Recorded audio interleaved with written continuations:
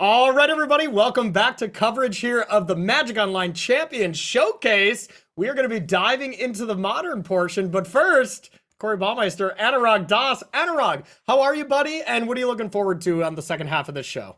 After that last game of Vintage Cube, I mean, I was at the edge of my seat. Did you see the clock ticking down? It's like the real red zone. And if our modern games are going to be anywhere as awesome as that, we are in for an exciting couple of matches coming up. Yeah, I gotta say, first of all, your interview was awesome. That was really hilarious. And if anybody is gonna do an interview while someone, about someone that's kind of locked in that clock red zone, it had to have been you. You live in the red zone. Yeah, it's like kind of like Bane. I'm just like, I was bored in the red zone, just going to time playing control. It's exhilarating. I've always found that Magic with like Blitz almost is great. Yeah. Oh, absolutely. Hey, coming from a die-hard Underworld Breach grinding station fan, you live in the red zone by the end of those, whether you're winning or losing, so gotta love it. But we're going to be getting back into this. Anurag, what are you looking forward to when it comes to the modern portion? Yeah, so I think Tarkir Dragonstorm has had a pretty sizable impact on the format. There are two main cards that I'm very excited about. I want to see how they perform in today's field. The first is going to be Corey Steelcutter. That card, 1 and a red artifact, just is trampling through games with intense speed. And the other card that I'm kind of interested of, I don't know if we'll get to see it this weekend. It's Ugin, Eye of the Storms. That card is also pretty powerful in the Tron style decks and things like that. So I don't know. I want to see the impact of our new cards. I want to see what our players are doing creatively. This is also only over a month ago, Underworld Breach was banned. So Modern is still kind of in this like relatively fresh state. Let's see what the players have brought to the table. I'm excited. Yeah, if you can see it, it's right above my trophy right here. There's my Underworld Breach, just forever set aside. I'll miss you, sweet, sweet prince. But the other card that I'm really looking forward to is the new Narset. We are going to see this here a lot for the rest of the show. I think this, paired with these Opal, Emery, Tameo shells that we saw from Breach, can really be, one of the next level ways to approach that kind of dynamic shell. And that shell was so amazing in Breach that it makes sense we're going to see it kind of carry over. So enough of us yapping. We are going to get ready for round number 1 here when it comes to the modern portion. For anybody who's been watching, this is exactly like the Vintage Cube. If you 3-0, you're into that grand finals. You're going straight to the World Championship. Now, of course, if we have our winner from Cube that does it, we'll get into the weeds a little bit, but we'll figure out if that actually comes to fruition here. So let's take a look at the two players we're going to be seeing in round number 1 here of our modern portion. And it is Yuuki Ichikawa on the left up against Ryan Waligora. Sorry, excuse me. I couldn't read my handwriting there for a second. Ryan just took down the Vintage Cube for anyone just joining us that maybe wanted to be around here for just the modern portion in dramatic fashion. Truly impressive stuff. So 15 years played from Yuuki Ichikawa, our favorite here in the tournament, I would say. Qualified via the Open number 2. Got there with a gigantic sealed. Gotta love that. And then Ryan queued with the Vintage Showcase qualifier. Was an absolute blast to hear him chat about Vintage Cube. Seems like a really smart guy, wouldn't you say, Anurag? Absolutely. I've battled against Ryan many times before, and I don't remember a single time winning. Like, I think I've lost every single time I played against him. So very talented player. And you were both in the red zone for the entire match, I imagine. So something like that. Let's take a look at Yuuki Ichikawa's modern deck that we brought to the table here. And yes, this is the new Jeskai Narset deck. This feels like the shell that we have seen from Temur Breach, just with a lot of different things. So walk us through this, Anurag. Yeah, absolutely. So the package of Tameo, Emery, Mishra's Bauble, MOCS Opal, that's here to stay in Modern. But we do need to replace cards like Underworld Breach and Grinding Station, and this deck seems to be the spiritual successor for what was once, the Titan Underworld Breach. And instead of playing Underworld Breach, we now have a new tool, Jeskai Ascendancy. For people who are familiar with this card, it does allow for, infinite combos. You can use Emery, Lurker of the Lock, combined with Mishra's Bauble to really just like go through your deck, power out. And then beyond that, there's also Corey Steelcutter, which is the new aggro card in town. This is something fantastic, right? It creates monks with prowess, with trample and haste. If you equip it to the Corey Steelcutter, it auto equips by itself.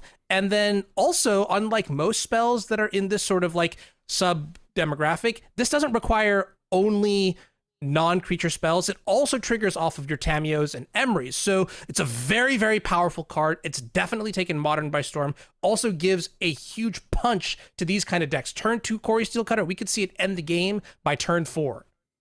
Yeah, it's really incredible stuff. And I got to say, I played this deck something similar. You know, I had like some rebukes in there instead. Just through a league, 2 days ago. I 5-0'd so easily and I played quite poorly. The one thing that wasn't amazing for me during it, though, was the actual Ascendancy. I felt like I didn't need it that much, You just win with these Narset Jeskai Waymaster. That card was just incredible for me. And this deck is really, really cool. Does some great stuff. Plus, big shout out to Repeal. Haven't seen that card be playable in 1 million years. So nice to see that one coming back.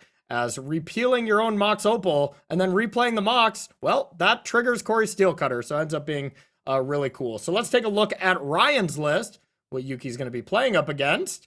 And this is a deck we have seen, time and time again. It's Belcher. Anurag, walk us through this one. Yeah, absolutely. So Belcher, or in this case, Oops All Spells is another way to lovingly call this, is a deck that actually has no lands in the main deck. And the idea here is that you use Goblin Charbelcher to, do a lethal shot. You can't have lands in your deck, otherwise you'll accidentally reveal the Charbelcher. Hence why we're leveraging a lot of these dual face cards that are lands on one side, spells on the other. And the idea here is to use a variety of blue creatures like Philology Archaeologist and Thundertrap Trainer to power through your deck, picking up copies of cards like Goblin Charbelcher, or, maybe counter spells, Flare of Denial, Sink into Stupor, etc. You've got consistency engines like War of Invention. I mean, this is one of your de facto blue combo decks in the format. Leverages the power of Lotus Bloom. All things considered, by turn 4, this can have a lethal Goblin Charbelcher in play while also providing resilience along the way. So, very powerful option if left unchecked. Well, Anurag, we know you're a legacy gamer by calling it Oops All Spells for sure. Gotta love it. All right, so let's dive into the match here. These are two extremely powerful combo decks in the format. Let's see how they line up. Yuki on the bottom, Ryan up top. Looks like we do have Ryan starting it off. How do these hands look? Yeah, looks like Ryan is on a mulligan to 6 here. Looks like it. Let's see, kind of deciding what to put back. Maybe could be even lower. Definitely possibility, but as it stands, we have a Lotus Bloom, we have the Belcher, we have 2 spells that are indeed lands. It's like the mulligan to 6, starting it off with the suspended Lotus Bloom and a land tapped and a pass to Yuki. How do you think this matchup is for these players? Do you think Belcher has the advantage, or do you think the Jeskai Narset deck does? I think the Jeskai Narset deck has such explosive potential draws, and that's really what's going to cause the Belcher deck to lose, right? It's not going to, you can see, right? We have a lot of tap lands that come into play. The weakest part about the Belcher deck is the first few turns, and that's when we've seen MOCS Opal into Emery Tameo on turn 1, followed by Corey Steelcutter. You get absolutely run over the opponent.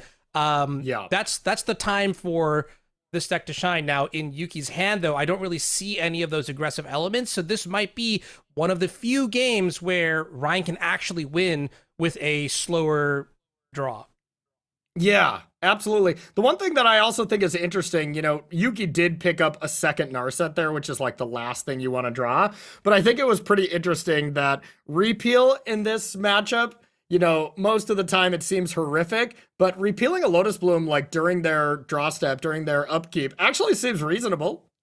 Yeah, the amount of resources that you have to invest into getting Lotus Bloom to play, it's not negligible, right? I mean, we do see a copy of Tameshi in the hand here for Ryan, which is a wonderful piece to combo alongside Lotus Blooms in the graveyard, but it does require white mana. It does require a little bit of coordination to get together. Repeal looks great. Yeah. So with Tameshi and the fact that we have main deck Tormod's Crypts, is that a card that actually interacts with it that profitably? I suppose it does because it's sorcery speed only, huh? Yeah, it is. I mean, once the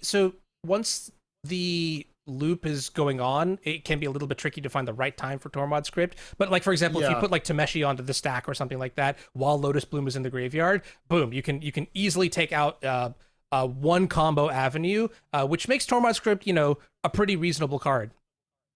Yeah. Very fair. So Urza Saga into the hand, as well as a Mox Amber. The Urza Saga itself would have been a horrendous draw if we couldn't cast our 3-drops, but the Mox will help it out a little bit. But as I can see, we have a Whir, which can be for 0 to get a Lotus Bloom. I think the Lotus Bloom's coming off suspend this next turn. I could be wrong. And then Belcher is just ready to go. So, I mean, this looks like Ryan's kind of got it ready to go, even through a repeal. Yeah, this just boils down to game one. We didn't really see very many of the aggressive starts that could pressure the life total. We didn't really see very many of the, well, I guess the post-board elements are we're going to see a lot more interaction, so we'll wait for that. But I think this is exactly where Ryan's deck shines in a lot of the format, is where, your opponent's trying to do something proactive, and that means usually it's non-interactive. And in that case, you get to fire off Goblin Child Belcher on turn 4 with Lotus Bloom. Yeah. Well, as it stands, the repeal on this Lotus Bloom, if that does indeed work, Ryan does have the ability to sack it to prevent the card draw. But then, of course, you lose the Lotus Bloom as there's nothing else to cast.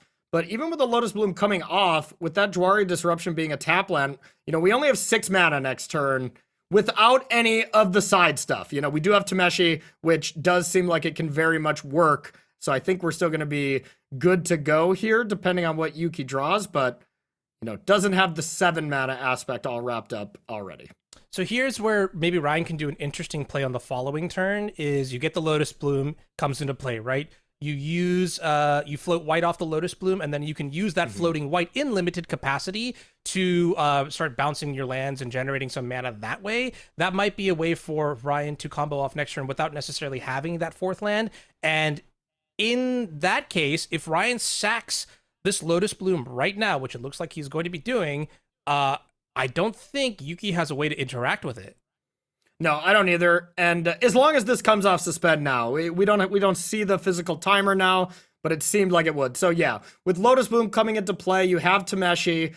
And I mean, the Sink into Super alone here is all good, but Tameshi can add so much mana here, So this was a pretty trivial win. We're going to see this Belcher activated, and game number 1 going to Ryan Waligora already in pretty easy fashion, I must say.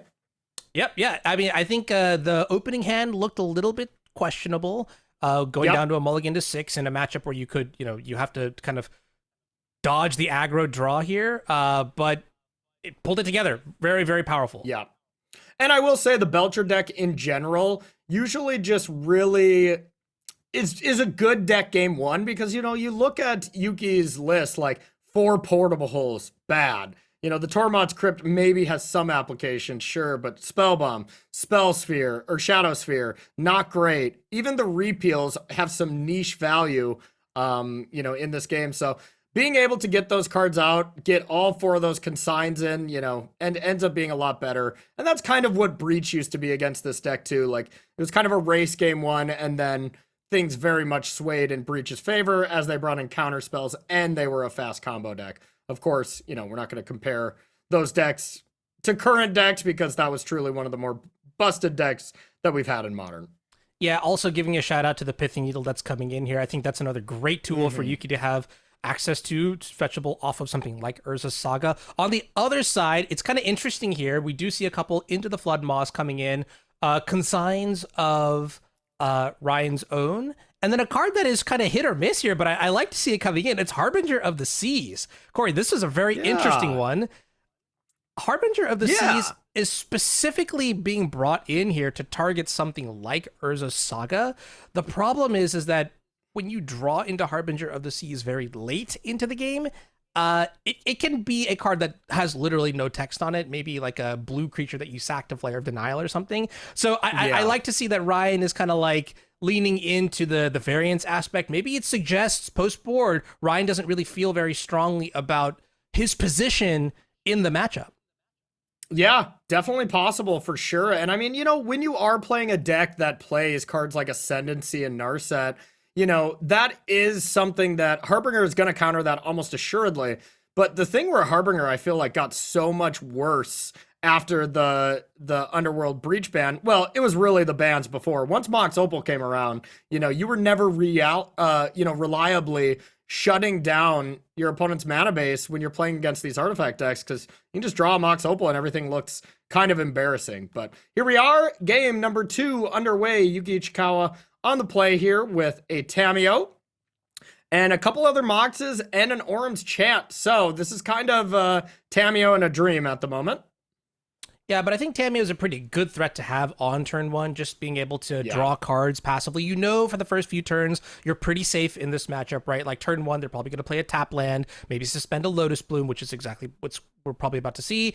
That gives you opportunities to draw into a couple cards here. Plus, Orum's Chant's kind of a weird one. It's really hard to figure out when to pull the trigger, but if things get really dire, and when I say it's difficult to know when, it's because, you can't really guarantee. Oh, that's a great draw right there, by the way. Consigned to memory. Yeah. Finding the right time for the Orum's Chant is always going to be tricky. I mean, Orum's Chant is always a counter spell to Lotus Bloom, though, right? Like, if you just do it during that turn, it stays in exile. That's pretty nice. There you go. Yeah, that already is pretty powerful stuff here.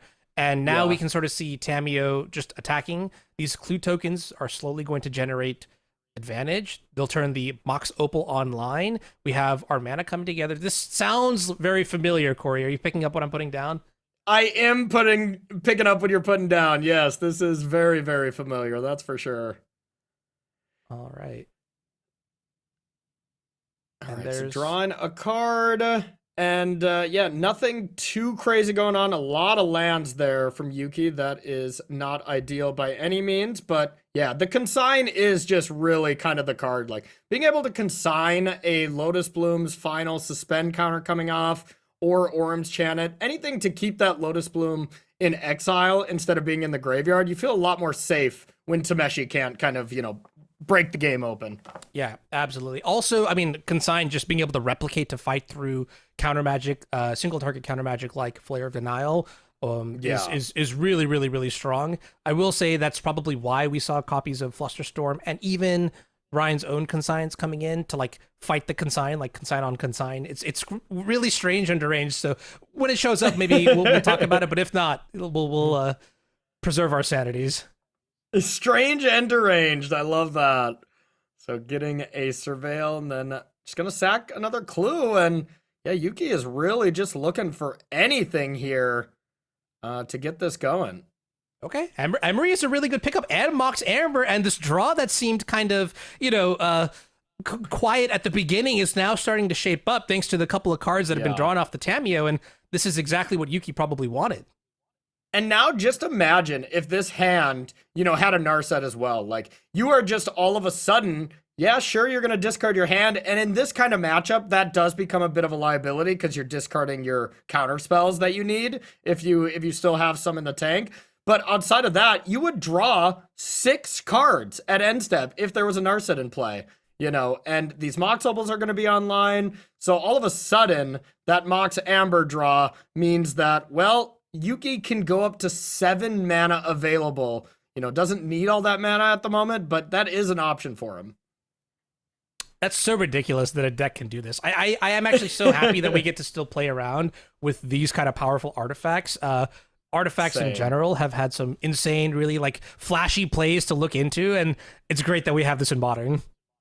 Yeah, absolutely. It is kind of awesome where, Breach has been my favorite deck for a long time. But before that, my favorite decks were always these Opal Urza, Astrolabe, Oko decks back in the day. And now being able to try those out again with Mox Opal has been a blast. I still absolutely love the current Modern format.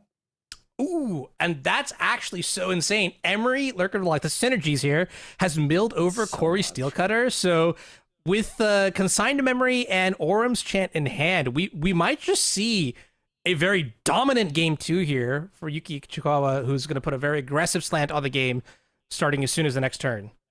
Yeah, let's see how this gets played here. This is going to be really interesting because, well, Ryan, Kingo, end step were, right? And there's not too much that Yuuki can do about that. So no matter what, we'll at least have that as an option. But wow, goes to Sink in the Stupor, the Emery instead. That's aggressive. Yeah, I sort of maybe acknowledging here that Corey Steelcutter is such a terrifying threat that got to keep it off the table. I mean, if you think about it too, right? Especially Emery alongside Corey Steelcutter is problematic for the Belcher deck because your primary avenue of interaction is generally going to be countering cards, which means they go straight back to the graveyard. And the fact that Emery can recur that then is a huge problem because then you'll be depleting resources turn by turn, allowing cards like Orum's Chant and Consigned to Memory to stick at critical moments when otherwise they might not. Yep, totally agree with you. So here is the Suspend coming from Lotus Bloom. Orum's Chant is going to prevent that. Orum's Chant gets so much better when you have an active Tamiyo or an Emery where it's like, yep, you can't play spells, but I'm going to draw 2 or 3 cards a turn, and if you can ever just find more Orum's Chant or something like that, ends up being really, really gross. Yeah, heck, you can even flip the Tamiyo, down tick, buy back the Orum's Chant. It's there's a lot of cool stuff going on there, yeah. Now you're speaking my language. Yes. Tamiyo's backside, bringing back Orum's Chant. That's what I'm here for. Pretty interesting spot here from Ryan's side. Has to decide now whether we, slam something like the Seagate Restoration and play the Goblin Charbelcher, or if we play things a little bit more slowly, holding up, something like another Whir or... Oh.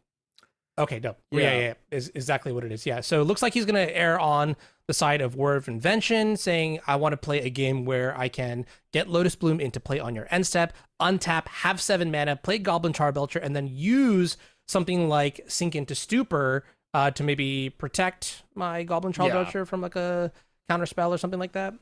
And he was still under chant, so he couldn't play anything that turn. Oh, right, yeah, still same turn. Yeah. Great call.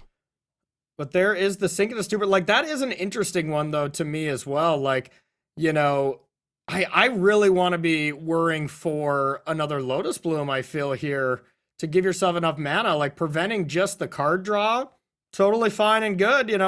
If it works, it's going to look real big brain. But as it stands now, like, what are you going to try to jam this Belcher next turn? You can't, Yeah, and this is kind of the downside of the interaction here, which is just that, okay, you're countering spells, you're bouncing things back to your opponent's hand, they recast it, you don't have a really good window to play it, and now you're just so far behind. Like, I'm trying to think of what might even allow Ryan to kind of get back into this game. The Orum's Chant on the Lotus Blossom was huge, absolutely huge. Yeah, it was incredible there. So, all right, now as far as, Yuki's plays, Yuki's still got a relatively horrible hand. The one Consign is amazing, and it's going to do some great work.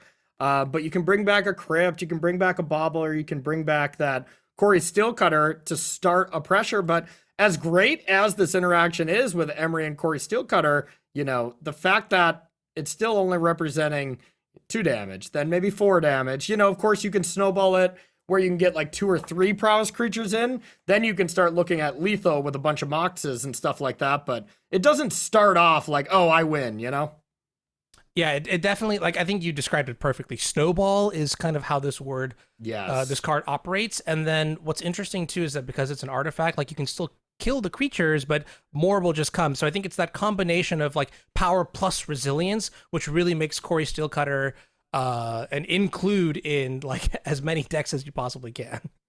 I still think they spelled it wrong, Wouldn't you agree? Or yeah, they forgot the BAUM Eister in the card, right? Yes. Or at least spell my first name right. I mean, come on, I made that joke already with Arya, so this is the second time I've made it. I don't know, everyone that is watching, make sure to tell me what a horrible dad joke I have made twice in a row. I'd appreciate it. Wait, you too. I've been on that wavelength too, where I'm just like actively looking for situations. So I'll keep that in mind, Corey. I'll keep that in mind. It's like we have something in common. The whole new dad thing is it's really contagious, I guess, huh? Yeah, that's a good word for it. Yeah, funny. So we see Corey Steelcutter come into play. MOCS Opal going to trigger a monk token entering the battlefield. It is a 2/2 haste trampler. Tamiyo also swinging in for more clues, and I think this is it. This is like the beginning of the end game. We're going to see now Ryan's finally facing pressure, right? Historically, Yeah. combo decks have always been okay against just control elements. They're designed to beat control, but once you apply control plus pressure, that's the twofold attack that really makes combo decks, on the edge, nervous about how the match is going to end. Yeah, absolutely. So we drew a card during main phase, found another brick. Like, it's surprising how bad Yuuki has drawn here with how, pretty solid his hand was to start. Just keeps drawing, redundant legends, redundant opals, and extra lands. And this kind of stuff can happen. And now we're going to see this big inflection point of the game. Oh, consign for the consign. So I don't know how amazing this actually is, because if we go for Belcher, you're going to consign it. And then, the one thing that Ryan can do is like sink into stupor the Belcher itself. But I don't see a way where Ryan wins the game right now. Well, so sink can only target opponent stuff, right? Oh, yeah, that's right. That's right. So the line would probably have to be like, play the Belcher, Yuuki moves to consign, has the replicate trigger on the stack, and then you consign that replicate trigger. And then you pay the 1 for the consign, which means you do lose your Lotus Bloom, which means you do not get to kill this turn. But you're set up for a win next turn. Yeah. Just don't think any of that is going to... I think this is just going to end with this getting countered and going to the bin. As the original consign is still going to counter this Belcher. Yeah, there you go, too. Yeah. Like, the replicate side of it won't work, but... we'll probably see this replicated twice, maybe all the times. Yeah, why not? I mean, this is kind of saying to Ryan, like, hey, this is all I have. But now there's no way. Wait a minute.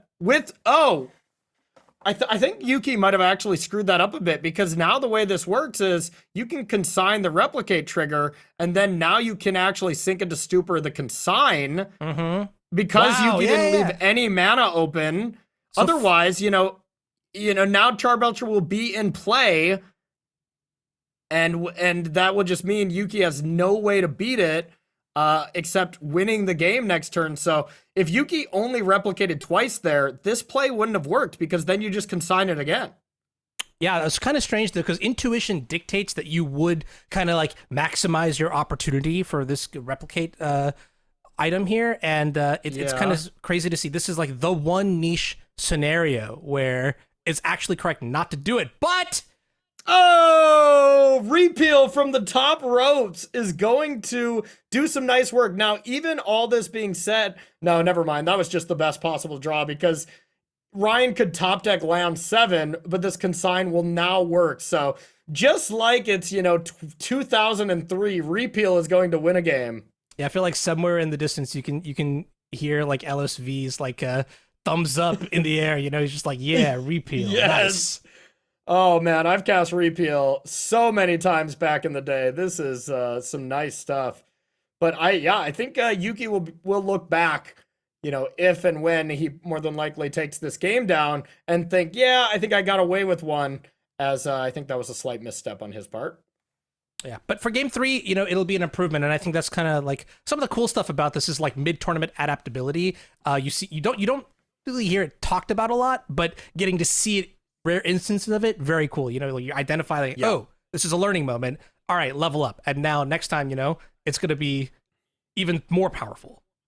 Yeah, absolutely. So 5 damage, still a ton that you'd have to play 5 spells to actually win the game. But with a chant, with a consign, you got to feel like you have just complete control of this game.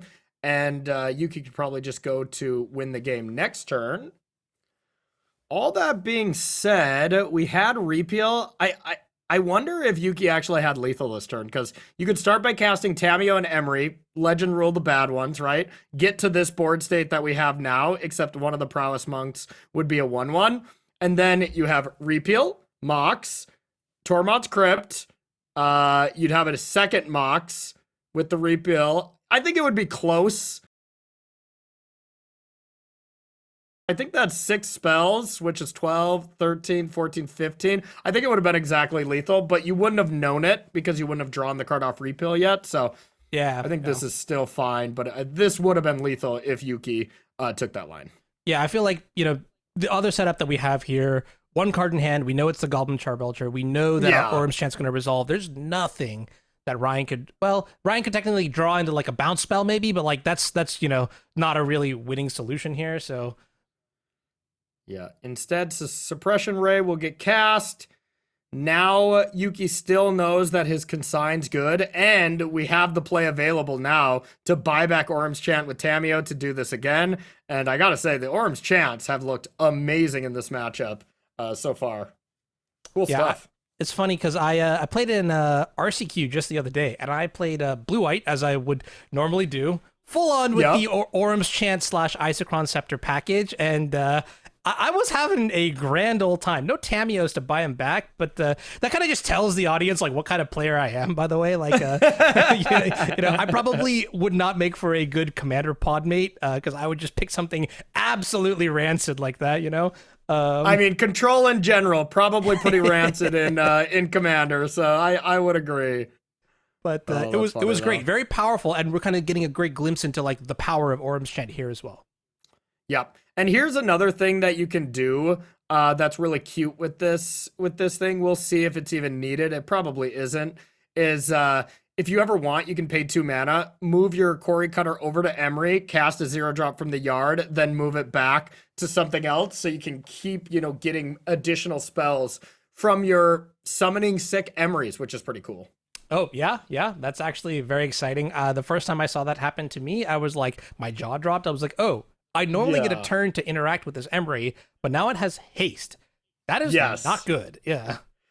The one thing I learned that kind of interaction from, and I'm still slightly shocked that these decks don't incorporate it, is the one Lava Spur Boots. That card has been incredible, but when you have the Quarry Steel Cutter, it kind of already does that give it haste thing. But, when you're playing Saga, you can get one of them off Saga, and man, the boots can just be incredible. When you can just restrap it to Emery, get something back, restrap it to the next Emery, get something back, restrap it to Tamiyo that you just played, and then attack and get a clue. Like, the boots can definitely do some serious work. Yeah. I remember seeing post-ban artifact synergy decks with like Kappa Cannoneer and Lava Spur Boots. Like, I think there was a deck list I saw that had like 3 copies of Lava Spur Boots, which was like, to me, it was insane, but that is a testament to like how good that card can possibly be. Shout out to Raja Suleiman. That was definitely the person who played those 3 boots. As I was talking to him about it, and he started by playing the Bant Urza list I was playing, and then kind of got away from the combo, made some changes. His major change was 3 Lava Spur Boots, and I thought that was maybe 1 too many, but I have been liking 2, and I think 3 easily could be correct. That card is incredible in this artifact shell. Yeah, you know how it is. Got to dress with style. Now, looking at sideboarding here a little bit, something that interests me still. I mean, like, I want to talk about this Harbinger of the Seas because it is admittedly going to be better on the play. And I do think we see an extra copy coming in on the play in exchange for something like the Consigned to Memory. So I think this is Ryan really just like locking in and saying like, hey, I don't think I can win otherwise. We saw what happened in that one game where Consigned to Memory is just so powerful against me that I need other plans here. And, now we have it finally, Harbinger of the Seas. We're going to get a good glimpse into how it actually performs this time around. And if I'm going to be honest, with our bird's eye view, Corey, I have to say it looks like it's going to be pretty bad. Yeah, I would totally agree. I mean, it depends how Yuuki respects the card. If you want to like search out any of your non-blue basics, I guess there's only the plains, but so maybe if Yuuki doesn't search out a plains, it might do something, but doesn't look amazing. I'll totally agree with you. And as far as Yuuki's draw, picking up that Emery for turn 2 was really, really strong. Yep, absolutely. Oh, that was good too. Okay. Holy cow. I mean, now it kind of makes it where this Harbinger is like basically forced to be bad, as you can play this Mox Opal and then you can play a land and play Emery and leave 1 mana open. You can leave that Flooded Strand open. And then if a Harbinger just goes on the stack, you're just like, sure, get a plains. Yeah, and then you can cast everything. And also what's kind of interesting about like Yuki's deck, I mean, like outside of like Narset, everything is relatively easy to cast. Either it's like blue, like Tamiyo or Emery, or it's a single pip of another color, like Corey Steelcutter is one in a red. As soon as you get the first MOCS Opal, like you have access to your whole deck. Getting the basic planes might not even be, like that's a luxury you might not even need. Yeah, 100%. And that Opal was such a big draw here, as this Dwari Disruption would have got Emery, because I think you still play it, you know, if you don't get the second artifact. So, yeah, that easily could have been a match-winning MOCS Opal, which, you know, not hard for a card like MOCS Opal to, you know, be said a match-winning draw whenever it gets drawn quite often. Yeah, that card is actually just really powerful. I still remember, like, in January, many years ago, when it was banned, and I was like, you know what? I'm not going to miss this card. And then like a month later, they printed Breach. And I was like, whoa, okay, yeah, I see the 1-in-1 here. Yeah. yeah, needed to do that one. That's for sure. And that is kind of an interesting question, like down the line, whether or not MOCS Opal is going to be too strong. I think like the current modern metagame, you know, you do have decks like, you know, Belcher, where, you know, MOCS Opal is actually excitingly good because it does give you acceleration. It unlocks a lot of options. But then there are other decks that, you know, for example, play cards like Wrath of the Skies, which is a great card from Modern Horizons 3, which, you know, can keep things at bay. And so all in all, like, as strong as I expect MOCS Opal to be, I do think that there is a degree of balance with the card, and that it's not like something that is, I think it's a net positive for the format. Sure. I think I'll take the other side of that argument, as I think number one, Breach wouldn't have gotten banned if it wasn't for MOCS Opal. I think it would have been a fine card for now. I think eventually Breach would have had to get banned, you know, for what it's worth. It's just such a powerful card. But Opal was the punch in the face. Like, all right, the fun's over. And I do think Opal is still just so incredibly strong that I would not be shocked to see it back on the ban list if we look back in 5 years' time or something like that. Yeah, there may be other cards. Like one thing, for example, that I like about like Narset, Jeskai Waymaster, is this card allows you to like leverage redundant copies of MOCS Opal as well. Like instead of turning them into like Lotus Petals, you can just like discard extra copies and things like that if you really need to, or whatever it might be. Actually, you probably end up playing the MOCS Opal out to draw an extra card from then there are Lotus Petals that cantrip. which is insane, right? And so like eventually, who knows, down the line we'll get some insane synergy with MOCS Opal that, you know, we've never seen before in Modern. But I'll wait for that. Until then, I'm happy with MOCS Opal. I do like a lot of what it offers. So powerful absolutely. stuff. So we get the Mishra's Bauble coming back off Emery. Tamiyo attacks for a second clue. And we're on Yuki's third turn. So does have the option of just, hey, I'll sack both of my clues and flip Tamiyo and go from there, but would tap out, so I wouldn't recommend. But definitely an option. Makes sense to start with just drawing one card and see where we go from them. From then, decides to play Tormod's Crypt, and then has a land drop as a follow-up. It is a little crazy to me. I feel like in both games, Yuki's draws have not been great at all, and yet it still feels like there's like this wall of pressure that he is presenting, despite like having so little. Tamiyo and Emery, just some phenomenal one-drops, you know, most of the time, that just represent so much card advantage so quickly. So so it doesn't look like pressure, but it is, because eventually Yuki will just set up a hand with a bunch of counter spells and go from there. The one thing I will say about Yuki's list that he's not playing, that it makes sense to me, but is any copies of Metallic Rebuke. You know, a lot of those lists had that. But if you're trying to be this all-in Narset deck, counter spells are a bit of a nombo, but that card was great for me.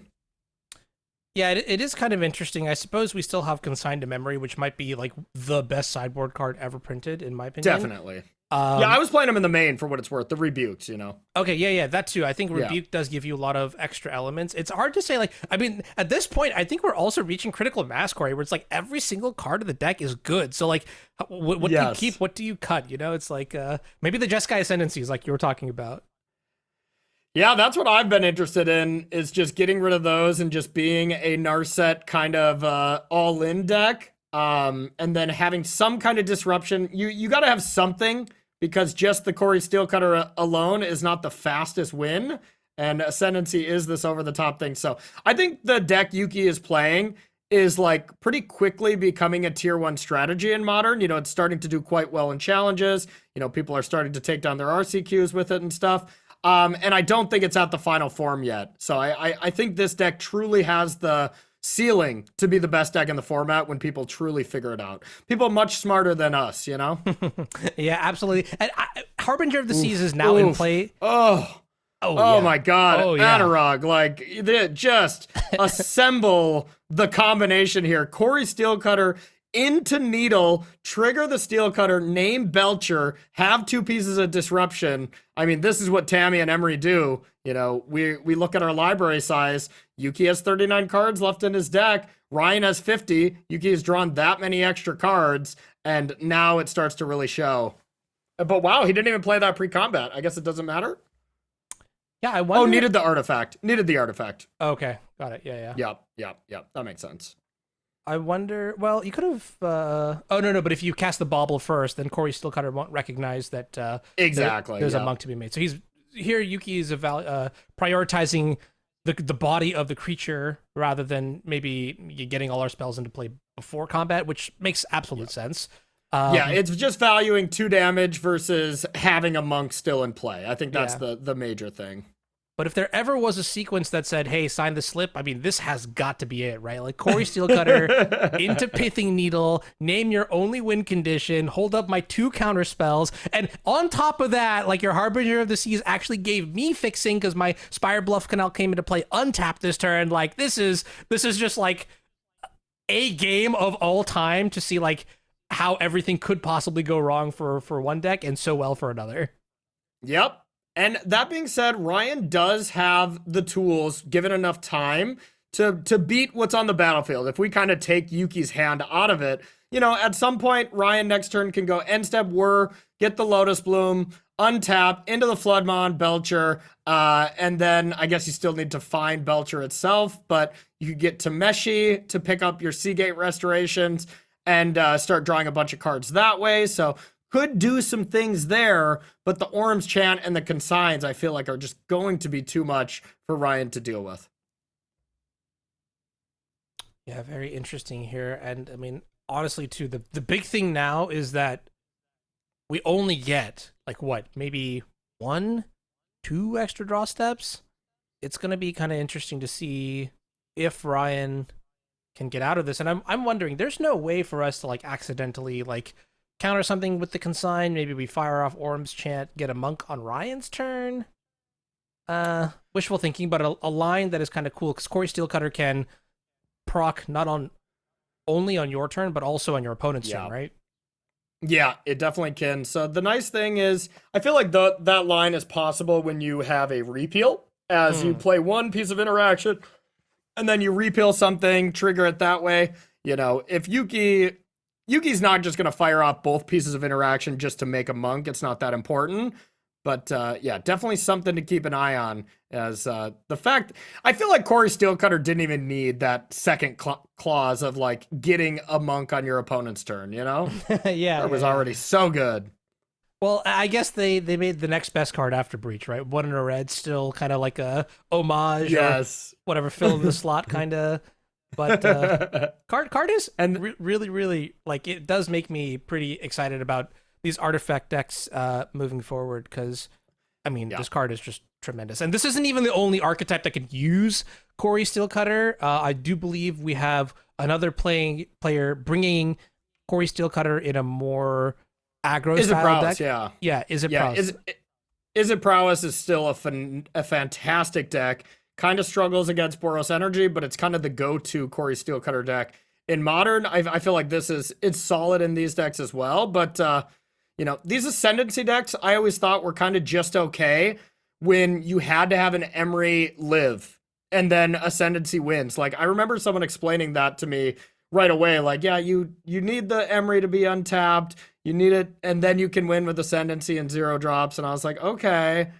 Like, that doesn't seem that good. But when you can have Corey Steelcutter to give Emery haste and then win with Ascendancy, I think this deck ends up being a lot more appealing to me. Yeah. Or you could just have Corey Steelcutter. I mean, that alone, like, it is just such a great standalone card here. Gonna probably end the And- game, if not like next turn, maybe the turn after. Every turn, I mean, like that turn alone, right? Tamio drew a card with the clue.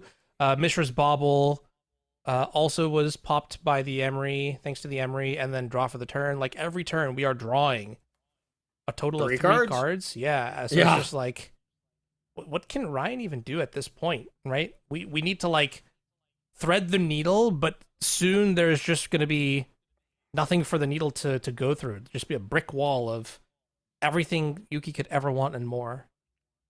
Yep. And here is Tamio flipping as that bauble was drawn this turn. So Tamio ticking up another land off the top from Yuuki, which is not great. You know, Orum's Chant Consign as the only pieces of disruption, plus the Tormod's Crypt doing a little something, and I guess the needle as well. But, you know, now it comes down to, all right, this whir can get something, or end step, you can bounce some things. Looks like we are bouncing the Crypt, and we are trying to go for a Tameshi line instead of a Belcher line. Yep, that makes sense. So Into the Flood is going to bounce the Tormod's Crypt. We'll probably follow it up with something like a Whir of Invention, looking for Lotus Bloom. And yep, definitely Lotus Bloom. If I'm Yuuki, I'm definitely sacking this bauble at Ryan's end step, though, still, to just get one more look at something to interact with. Yep, love that from Yuuki. But going back to Yuki's deck list, Corey, I'm thinking about a little bit more. Consigns and Orum's Chance. We don't play Metallic Rebuke, so that's about all we could actually possibly have in the matchup, right? I mean, I do see like a copy of like Flame of Honor or some Wear Tears. Yeah. But really, I do think that the combination of Orum's Chance and Consigns is where our interaction kind of caps out. Oh, Pithing Needle is another card too. Yeah, Pithing Needle's great. I mean, Pithing Needle with Saga. Needle in general in the format, it's not amazing, but man, when you play against Yogg and you play against Belcher, you do not want to leave home without that needle, you know? So it's not amazing in the broad format as it doesn't come in against a lot of decks, but when you want it against those 2 to 3 matchups where it's incredible, it's truly your best card. Oh yeah, and I also kind of wonder, now that we have the Steel Cutter in play, Tamio is flipped. Did we kick the Orum's Chant there?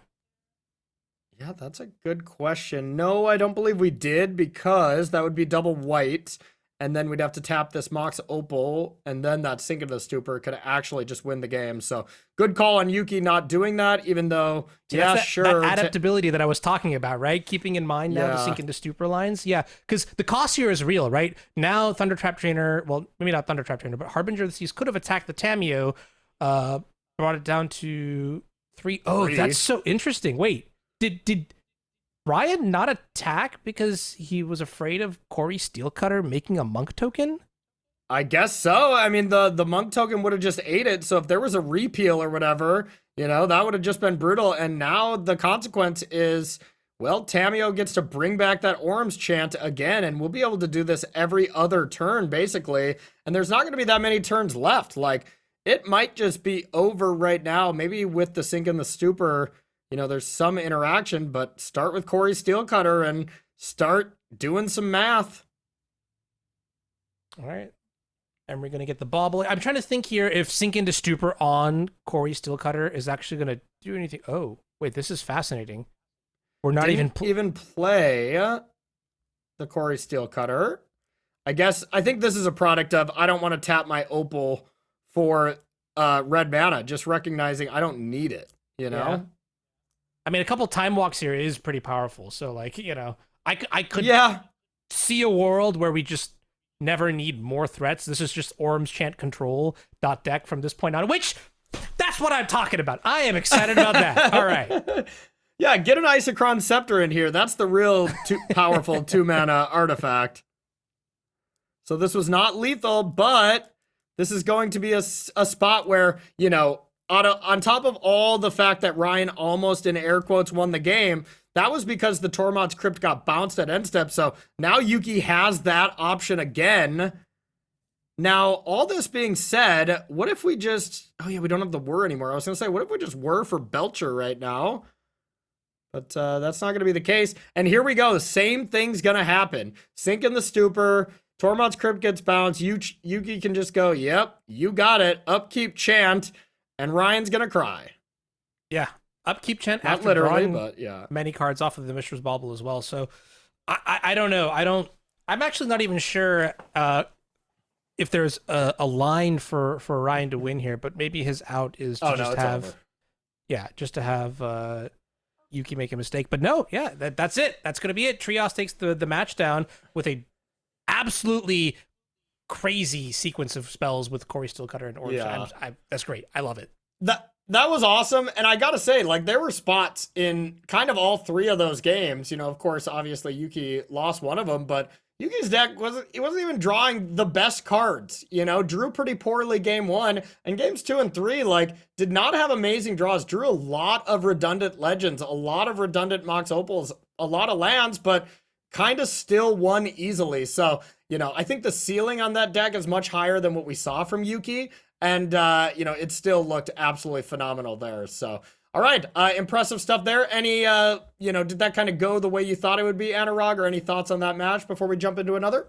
I think it went exactly like the script says. You know, game 1, you've got very little interaction, no access to consigned memory. So you can expect without an aggressive draw to get run over on turn 4 by Goblin Charbelcher plus Lotus Bloom. And then on post-board games, we sort of saw, you know, Yuki really slowed down the pace of the game and then just played Orum's Chant, consign to memory, keep drawing cards while, you know, faster than you are, and then eventually I will overwhelm you.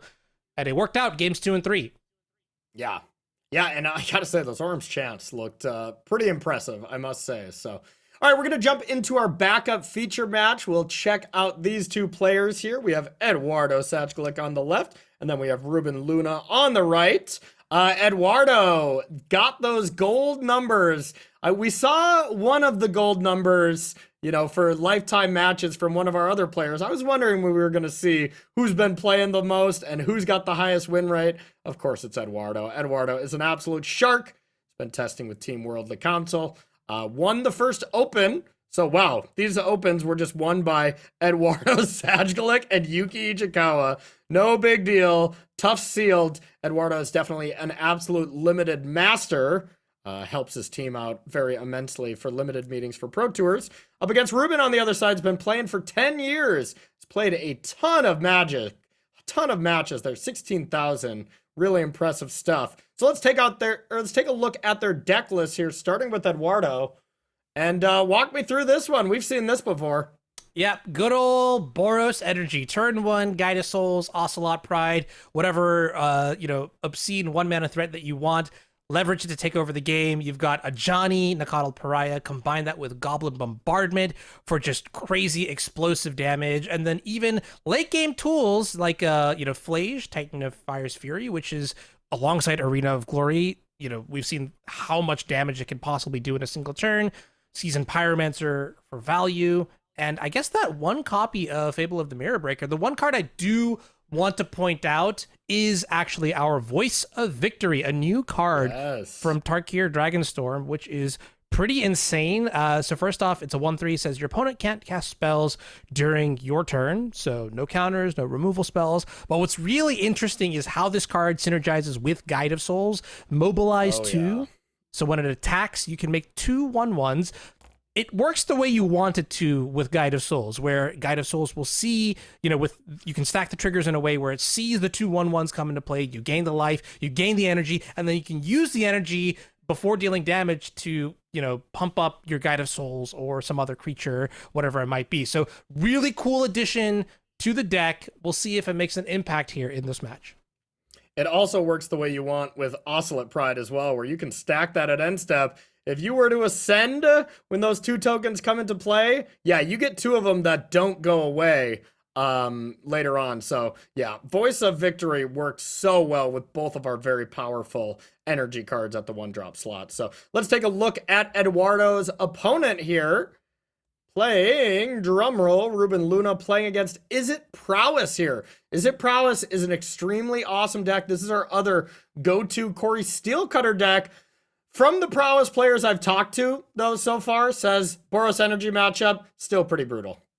Yeah, it's kind of interesting, right? So the whole idea behind this deck is you're going to play a hasty threat, whether it's Swift Spear on turn 1 or maybe a Slick Shot Show Off on turn 2, and you really just want to pummel their life total as fast as you can, right? You have got all your free spells in the form of Mutagenic Growth and even Flashback Lava Darts. You've also got access to Corey Steelcutter, which is the premier addition to this deck that provides hasty threats. And, the point is that this deck, it just deals damage fast, right? It does one thing and it does it really well. I think there was a turn where I had taken close to, was it 18 points of damage on turn 3? There was that one crazy game I played. So that's what this deck is actually capable of doing. Now, you brought up a really good point, Corey, that in this matchup, it might not be everything that it's chalked up to, because while this deck is a cannon, especially in game 1, if you can pick off some of the threats one by one, with cards like Galvanic Discharge and whatnot, you hold up a pretty good chance at stabilizing and then turning the corner. So we'll see how it goes out. Yeah, absolutely. And, is any matchup can't be that bad when you can kill on turn 3. You're on the play, your opponent goes Guide of Souls into a Johnny, and then they die. How bad of a matchup can it be? So let's dive in and see how this one plays out. Remember, this is somewhat single elimination, not fully, as players get to keep playing and stuff like that. But, when you're playing for that final seat in the grand finals, that's what you want. So, Eduardo, looks like we are up a game. We are joining in game number 2 with Eduardo on the draw and High Noons in the opener. That's a nice sideboard card.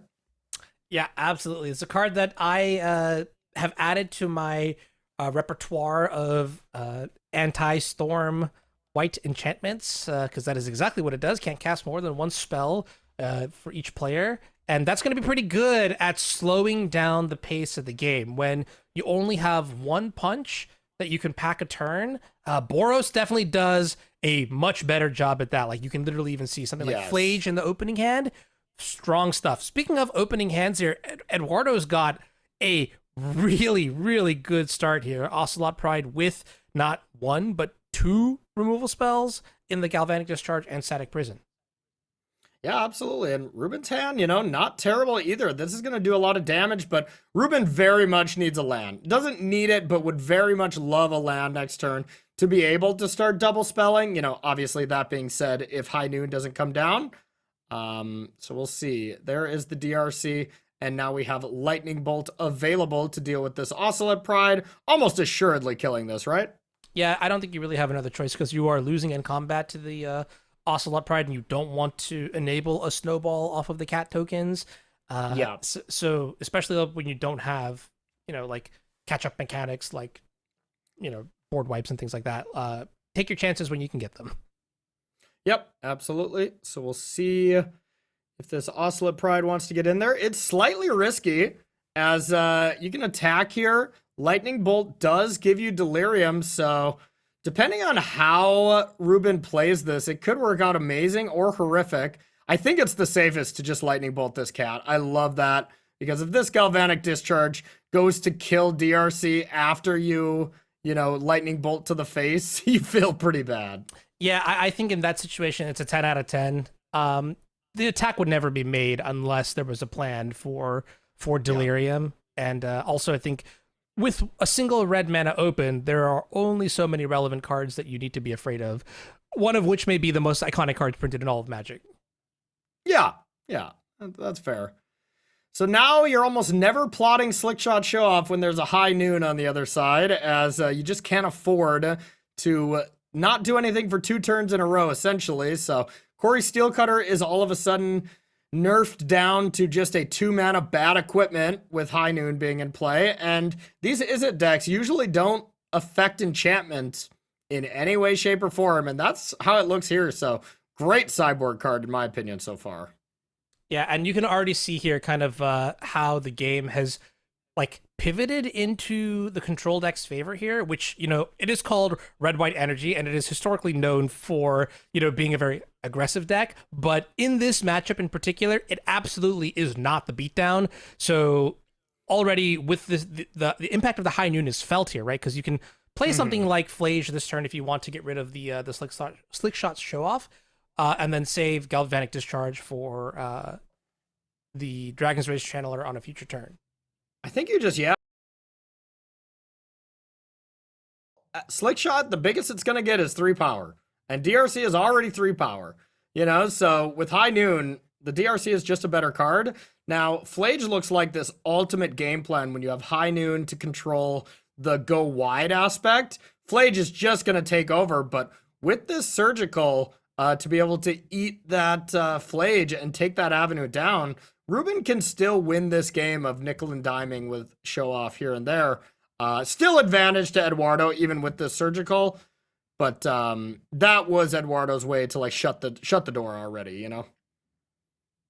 Yeah, and I guess one thing that's also kind of interesting too is that, you know, High Noon, you can still play spells on your opponent's turn without any problem. It's not like Voice of Victory. So what I expect to see happen here is we might fire off something like the mutagenic growth next turn on Ruben's turn, but in the interim, we have maybe like a draw step surgical extraction on the Flage, and I would even say that it's okay to spend the surgical extraction in a way that doesn't deal damage to your opponent, strictly because the High Noon is not going to allow you to do it in any other fashion, right? Exactly. You got your, you know, next few turns already eaten up during your turn. Even just playing a Corey Steel Cutter during your turn still represents about the same amount of damage, but I like firing it off right here, because even if Eduardo has a second Flage, just Flage on a Slick Shot show off would be great here. So I think it is definitely time for Surgical. Get those Flages out of the deck. You know, what's actually really interesting here too, though, is that we're going to Surgical extract Sajgalik's Graveyard, and then we're going to see the hand, and it's got Static Prison and Galvanic Discharge. And, you know, earlier I was kind of going on about how I really do feel like the Boros position is favored here, but I will dial it back down by a little bit. Still favored, I think, because you have plenty of land drops. You've got great top decks that you can run into. But the Static Prison, to me, is kind of concerning. We don't really have a bank of energy right now. And while we will definitely be able to convert the Galvanic Discharge, the prison itself leaves a little bit to be desired. We need to find some way to generate energy beyond the 2 that it provides. Yeah, you get 2. The Galvanic Discharge, you know, is going to represent 1 more energy, I guess, on one of these Slick Shots. You know, depending on this mutagenic growth can actually be kind of a blowout for that card. But yeah, I'm with you. I hate Static Prison. It's not great, but the one thing that could be nice is if we Static Prison one of these show-offs and we go to discharge the other one, and even if Ruben does respond with a mutagenic growth, at least you can just say, all right, I'll spend no energy, and now you have 5 energy. That can buy you a ton of time. Yeah, that is a fascinating way for things to turn out, and it also is just incredible that it works that way, right? Like, because specifically Galvanic Discharge says you may choose how much you pay on the resolution of it. You'll still get the 3 energy, but if you don't use it, well, that's Discharge 101. Yep, absolutely. And the way that this game plays, I wouldn't be shocked if Eduardo is just always like, okay, you're going to attack for 1, no blocks, no effects, you know? And then Ruben's like, okay, do I fire off the Violent Urge? Do I play a Corey Steel Cutter? And if Ruben doesn't do those things, you know, mutagenic growth will always protect the show off, but we're not getting through a reasonable clock at all here, you know, with how this game is playing out.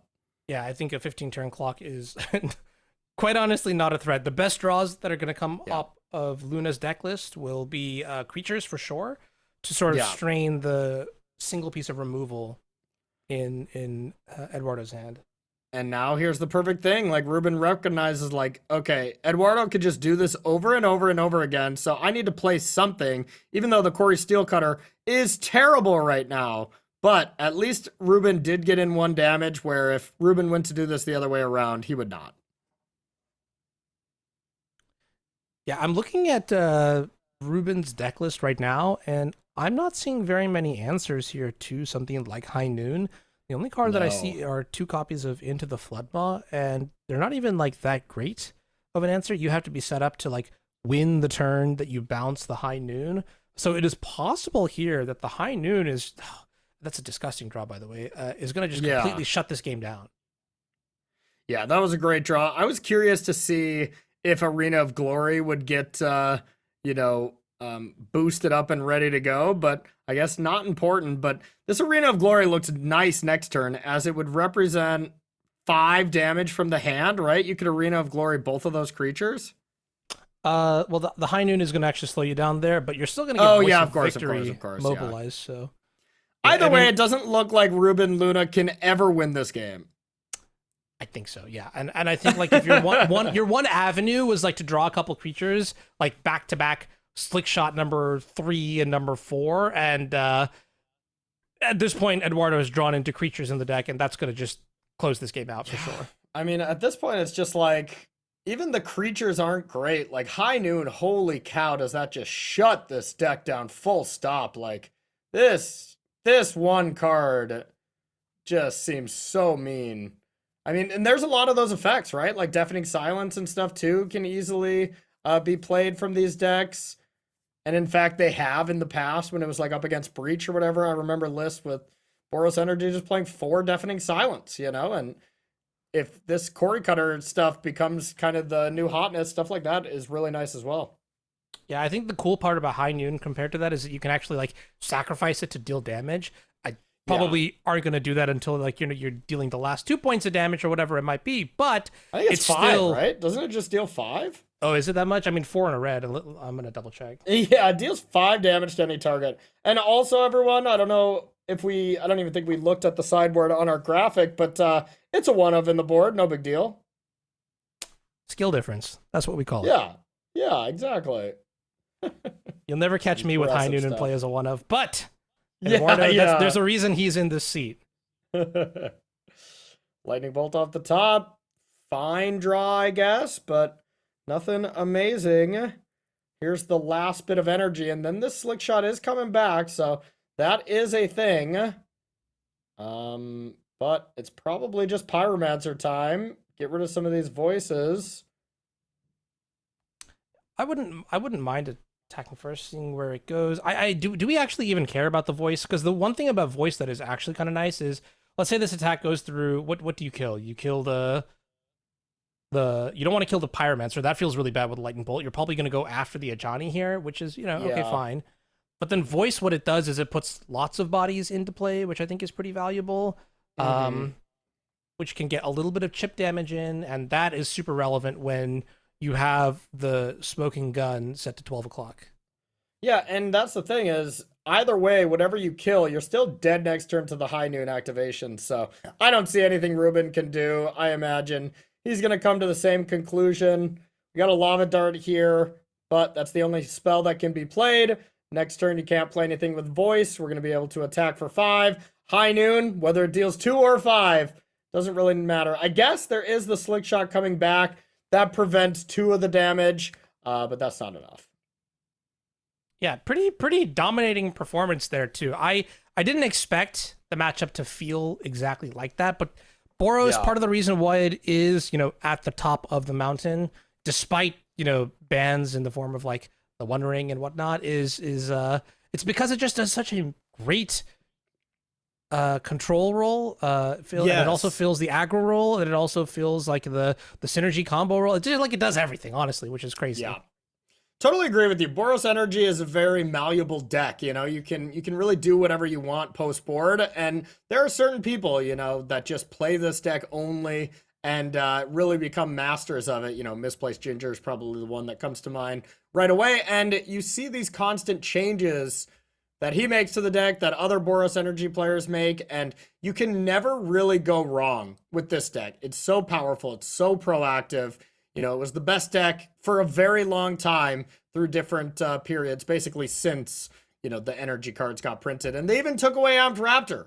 Like, Amped Raptor added in there makes it even more impressive. So that's going to do it here for our first round of Modern. Now, remember, kind of like we saw for Vintage Cube, those 4 players that lost, we're not going to be following their journey as much here for the rest. We're going to be keeping an eye on the people that have the chance to go 3-0 and advance to the grand finale up against, well, the person who just lost, Ryan. But you know what? Still going to be seeing him a little bit later with that Belcher deck as well. So we're going to take ourselves a short break. And on the other side, we'll be back with round number 2 here at the Magic Online Champion Showcase. Don't go anywhere.